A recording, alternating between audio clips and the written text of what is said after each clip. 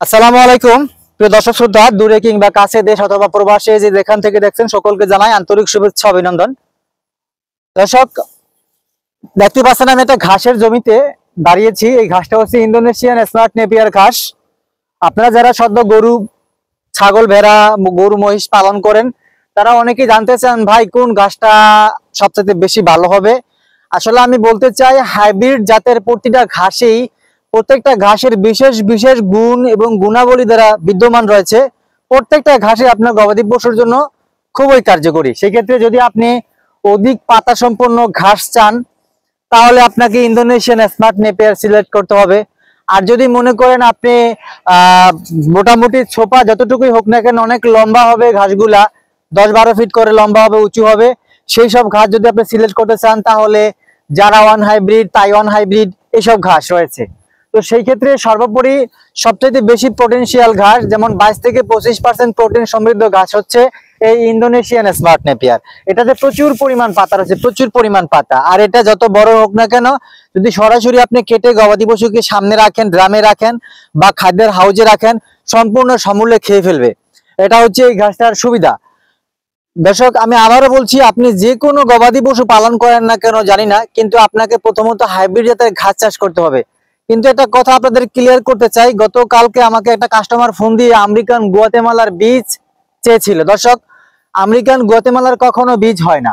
আপনারা জানেন হাইব্রিড জাতের ঘাসগুলা কাটিং থেকে উৎপন্ন হয়।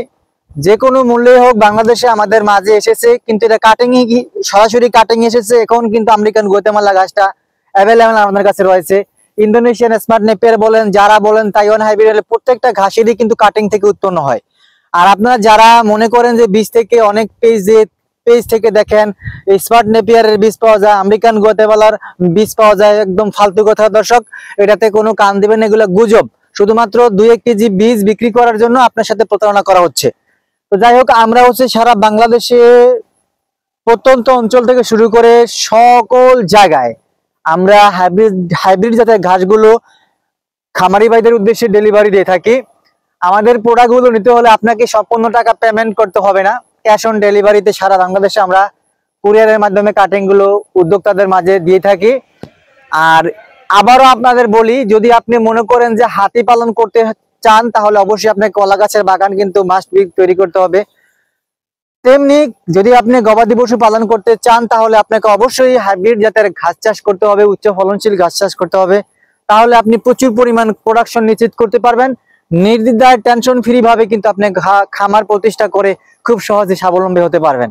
একটাই কথা, যে আপনারা কাটিং যদি আমার স্ক্রিনে দেওয়া নাম্বারে যোগাযোগ করে কাটিং নিতে পারবেন। আমাদের ইমো, হোয়াটসঅ্যাপ সব জায়গাতে আপনি অ্যাড করে আপনি সরাসরি ভিডিও কলে ঘাসের ভিডিও দেখে, কাটিং এর ভিডিও দেখে আপনি কাটিং রোপণ করতে পারবেন কোন রকম প্রতারণাবিহীন।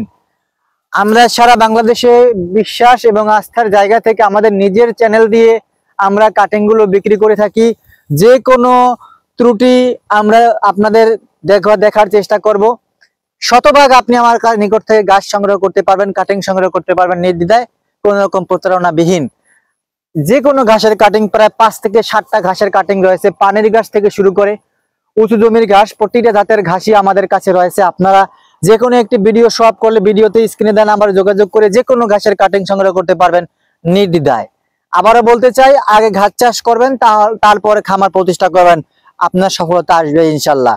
তো সেই ক্ষেত্রে আপনাকে ইন্দোনেশিয়ান স্মার্ট নেপিয়ার হতে পারে ঘাসের কাটিং এর জন্য স্ক্রিনে দেন নাম্বারে যোগাযোগ করবেন।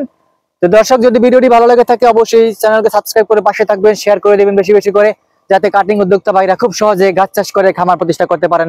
সকলকে ধন্যবাদ।